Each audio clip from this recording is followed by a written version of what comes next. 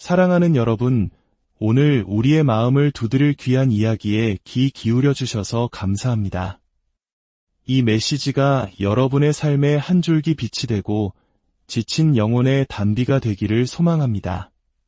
잠시 시간을 내어 구독과 좋아요를 눌러주신다면 이 희망의 말씀이 더 많은 이들에게 닿을 수 있는 귀한 나눔이 될 것입니다. 여러분의 작은 손길 위에 하나님의 크신 축복이 함께하기를 기도합니다.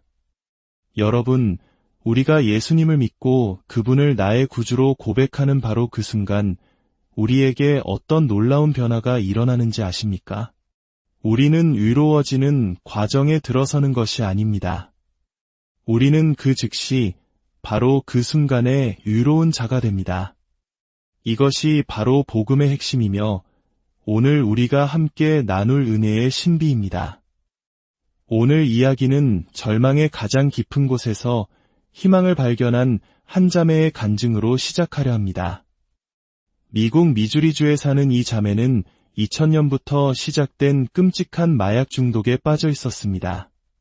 그녀는 코카인 없이는 단 하루도 살 수 없는 그야말로 희망 없는 삶을 살고 있었습니다. 그녀는 벗어나기 위해 안간힘을 썼습니다. 수많은 재활시설에 입원했고 중독자들을 돕는 기독교 여성 사역단체에도 참여했습니다. 신앙서적을 닥치는 대로 읽으며 그 원리들을 삶에 적용하려 했었고 기독교 상담사와 멘토, 심지어 코치의 도움까지 받았습니다. 교회에도 열심히 출석하며 세상적인 모임과 신앙 공동체를 가리지 않고 도움을 구했습니다. 하지만 이 모든 노력에도 불구하고 절망의 늪은 더욱 깊어만 갔습니다. 그녀는 무려 4번이나 스스로 목숨을 끊으려 시도했고 그때마다 정신병동에 실려가야 했습니다. 그녀의 삶은 마치 깨진 항아리와 같았습니다. 아무리 은혜의 물을 부어도 밑빠진 독처럼 모든 것이 새어나가 버렸습니다. 그녀는 율법의 기준, 선하게 살아야 한다는 압박감 속에서 철저히 무너지고 있었습니다. 그러던 약 1년 전 그녀의 삶에 전환점이 찾아옵니다. 그녀는 올바른 믿음의 힘이라는 책을 읽게 되었습니다. 처음에는 의심이 들었습니다. 혹시 잘못된 가르침에 빠지는 것은 아닐까 하는 두려움이 엄습했습니다. 하지만 그녀는 한 손에는 그 책을 다른 한 손에는 성경을 들고 모든 내용을 하나하나 비교하며 읽어 내려갔습니다. 그리고 마침내 그녀는 깨닫게 되었습니다. 진정한 자유는 자신의 노력이 아니라 오직 예수 그리스도를 통해 이미 주어졌다는 사실을 말입니다. 그 깨달음이 임하는 순간 수십 년간 그녀를 올가매던 중독의 사슬이 거짓말처럼 끊어졌습니다. 그날 이후로 그녀는 단 한 번도 마약에 손을 대지 않았습니다. 이것이 바로 복음의 능력입니다. 수천만 원의 정신과 치료나 값비싼 약물로도 해결되지 않던 문제가 예수 그리스도의 은혜를 깨닫는 순간 해결된 것입니다. 어떤 이들은 이러한 은혜의 복음을 위험한 교리라고 말할지도 모릅니다. 하지만 절망 속에 있던 한 영혼이 온전한 자유를 얻는 이 놀라운 변화, 이것이야말로 살아계신 하나님의 역사하심이 아니겠습니까? 주님의 은혜는 여기서 그치지 않았습니다. 그녀를 오랫동안 괴롭혔던 극심한 위장병 또한 깨끗하게 치유되었습니다. 수많은 처방약과 비처방약을 쏟아부어도 잠시의 위안만 줄 뿐이었던 고통이 사라진 것입니다. 그녀는 이렇게 고백합니다. 그리스도께서 저를 얼마나 사랑하시는지 이제야 깊이 깨닫습니다. 저는 그 어느 때보다 더 주님을 사랑하게 되었습니다. 저는 이제 그리스도 안에서 하나님의 의입니다. 저는 그리스도와 함께 하나님 안에 감추어진 존재입니다.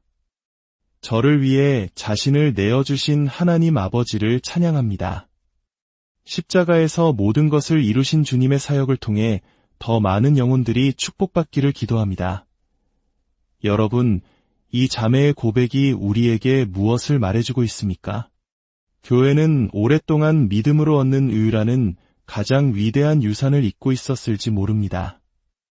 예수님께서 우리에게 남겨주신 가장 위대한 선물은 바로 믿음으로 의롭다 하심을 얻는 복음입니다.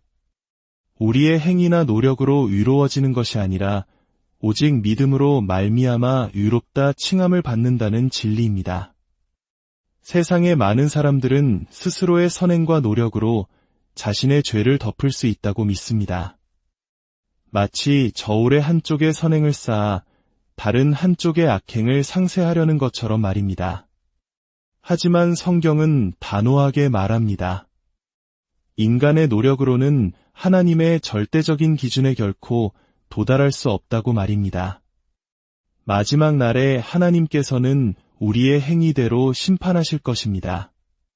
만약 누군가 십계명을 지키는 것으로 자신의 의를 삼는다면 하나님께서는 그 기준으로 그를 심판하실 것입니다. 그는 평생 단 한 번도 마음으로나 행동으로 십계명 전체를 어기지 않았음을 증명해야 합니다. 만약 누군가 자신의 양심을 기준으로 삼는다면 그는 평생 자신의 양심에 어긋나는 일을 단 한 번도 하지 않았음을 증명해야 합니다. 결과는 어떨까요? 모든 사람은 실패합니다. 우리 중 누구도 율법 앞에서나 심지어 자기 자신의 양심 앞에서도 떳떳할 수 없습니다. 그렇기 때문에 우리 모두에게는 구원자가 필요한 것입니다. 로마서 10장 9절과 10절은 이렇게 말씀합니다. 내가 만일 내 입으로 예수를 주로 시인하며 또 하나님께서 그를 죽은 자 가운데서 살리신 것을 내 마음에 믿으면 구원을 받으리라.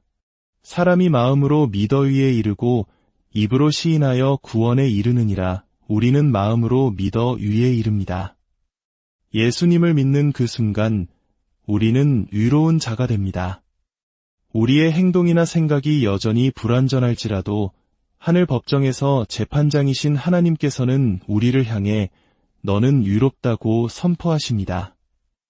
용서와 의롭다 하심의 차이를 아십니까? 용서는 죄를 지은 사람을 법정에서 풀어주는 것과 같습니다.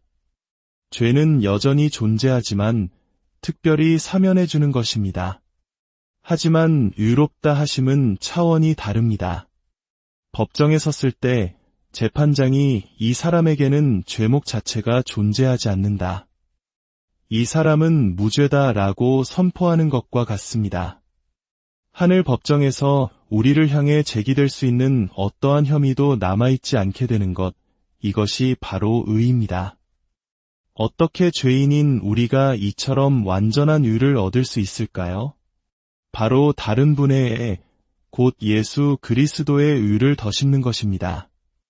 이것은 자신의 의를 세우려는 교만을 내려놓고 오직 예수님의 완전한 애 안에 거하는 겸손을 필요로 합니다. 우리가 선한 일을 하는 이유는 의를 얻기 위함이 아닙니다. 우리는 이미 의로운 자가 되었기 때문에 그 결과로 선한 열매를 맺는 것입니다. 이것을 의의 열매라고 부릅니다. 그리고 의의 결과는 바로 평강입니다. 악한 영은 바로 이 진리를 공격합니다. 우리가 하나님의 의라는 사실을 깨닫지 못하도록 끊임없이 정죄하고 속삭입니다. 많은 사람들이 성경을 읽지만 그 참된 의미를 깨닫지 못하는 경우가 많습니다. 사도행전에 나오는 에디오피아 내시처럼 말입니다. 그는 예루살렘에서 돌아가는 마차 안에서 이사야서를 읽고 있었습니다. 그는 부유하여 성경을 소유할 수 있었지만 그가 읽는 내용이 누구에 관한 것인지 이해하지 못했습니다. 그때 하나님께서는 빌립을 그에게 보내셨습니다. 하나님께서는 직접 그를 가르치지 않으시고 빌립이라는 사람을 통해 말씀의 의미를 풀어주셨습니다.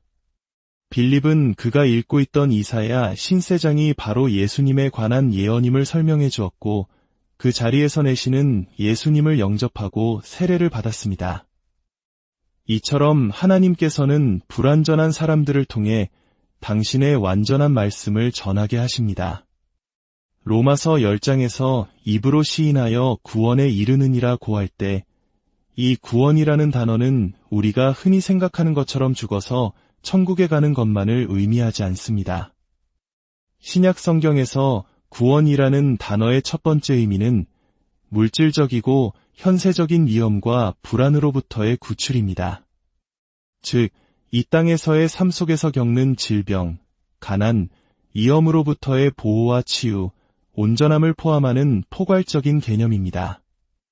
우리가 마음으로 예수님을 믿어 의로운 자가 되었음을 확신하고 입으로 그 사실을 고백할 때 우리의 삶에 구원의 능력이 나타나기 시작합니다. 아플 때 나는 주님 안에서 치유받았다고 고백하고 두려울 때 나는 주님 안에서 안전하다고 고백하는 것입니다. 빌립보서 2장은 예수님의 이름이 모든 이름 위에 뛰어난 이름이라고 선포합니다. 모든 질병의 이름, 모든 문제의 이름, 모든 어둠의 세력의 이름보다 높은 이름입니다. 그 이름 앞에 하늘에 있는 자들과 땅에 있는 자들과 땅 아래에 있는 자들의 모든 무릎이 꿇게 될 것입니다. 그런데 사도 바울이 인용한 이 말씀이 구약 이사야서에 그 뿌리를 두고 있다는 사실을 아십니까? 이사야 45장에서 하나님께서는 스스로 맹세하며 말씀하십니다. 모든 무릎이 내게 꿇겠고 모든 혀가 내게 맹세하리라 하였노라. 모든 무릎이 꿇고 모든 혀가 고백하게 될 그 내용은 무엇일까요? 바로 다음 구절에 나옵니다. 어떤 자의 내게 대한 말에 주께만 공의와 힘이 있다 하리라. 여기서 공의가 바로 의입니다. 즉, 우리가 예수는 주님이시다 라고 고백하는 것은 주님 안에서 나에게 의와 힘이 있습니다 라고 고백하는 것과 같습니다. 이것이 바로 이사야가 미리 내다본 우리의 고백입니다. 주님 안에서 나는 의롭습니다. 주님 안에서 나는 강합니다. 여기서 힘이라고 번역된 히브리어 오즈는 주로 육체적인 힘과 활력을 의미합니다. 홍해를 건넌 후 모세는 주는 나의 힘이시오라고 노래했습니다. 그가 120세에도 눈이 흐리지 않고 기력이 쇠하지 않았던 비결이 바로 여기에 있었던 것입니다. 그는 주님이 자신의 육체적 힘의 근원임을 알았던 것입니다. 사랑하는 여러분, 이 진리를 붙드시기 바랍니다. 이 말씀을 여러분의 것으로 삼으십시오. 날마다 고백하십시오. 나는 그리스도 예수 안에서 하나님의 의입니다. 주님은 나의 의와 힘이 되십니다. 이 고백이 여러분을 자신에게서 눈을 돌려 그리스도를 바라보게 할 것입니다. 이 고백이 여러분의 삶에 하나님의 영광을 드러낼 것입니다. 의롭다 하심을 받은 자에게는 영광이 기다리고 있습니다. 애 안에 거하는 자의 얼굴에는 하늘의 빛이 머물게 됩니다. 많은 믿음의 사람들의 얼굴이 세상 사람들과는 다른 평안과 광채로 빛나는 이유가 바로 여기에 있습니다. 그들은 자신이 하나님의 의라는 사실을 알고 그 안에서 참된 자유와 기쁨을 누리기 때문입니다. 이 진리 안에서 살아가는 것은 우리가 책임감 없이 살아도 된다는 의미가 결코 아닙니다. 오히려 하나님의 영광을 위해 살아야 할 더 큰 이유가 됩니다. 우리는 지혜를 구하며 주님께 의지하며 우리의 가정을 푸른 초장으로 인도해야 합니다. 이제 잠시 눈을 감고 당신의 의가 어디에 있는지 스스로에게 물어보십시오. 여전히 당신 자신의 선행과 노력을 의지하고 있습니까? 아니면 이제 그것을 내려놓고 온전히 예수 그리스도의 의를 덧입기 원하십니까? 만약 후자를 원하신다면 저를 따라 기도해 주십시오. 하늘에 계신 아버지 하나님, 독생자 예수 그리스도를 선물로 주심에 감사드립니다. 예수님께서는 십자가에서 나의 모든 죄값을 치르기 위해 죽으셨습니다. 이제 모든 공의는 만족되었고 율법은 완성되었습니다. 예수 그리스도는 지금 그리고 영원히 나의 주님이시며 나의 의가 되십니다. 감사합니다. 아버지, 나의 모든 죄는 용서받았습니다. 그리스도께서는 죽음에서 부활하셨고 이제 나의 의는 하나님 보좌 우편에 앉아 계신 바로 그분입니다. 이제부터 아버지는 나의 행위가 아니라 당신의 우편에 앉으신 아들을 통해 나를 보심을 믿습니다. 나 자신에게서 눈을 돌려 온전히 그리스도만을 바라보게 하시니 감사합니다. 예수님의 이름으로 기도합니다. 아멘. 이 기도를 진심으로 따라 하셨다면 당신은 구원받았습니다. 당신은 하나님의 자녀가 되었습니다. 할렐루야. 주님께서 여러분과 여러분의 가정에 복을 주시고 지키시기를 원합니다. 주님께서 그의 얼굴을 여러분에게 비추사 은혜 베푸시기를 원하며 그의 얼굴을 여러분에게로 향하여 드사 평강 주시기를 원합니다. 주님의 온전하심과 건강, 그리고 살롬의 평강이 예수 그리스도의 이름으로 여러분의 삶 가운데 강물처럼 넘쳐나기를 축복합니다.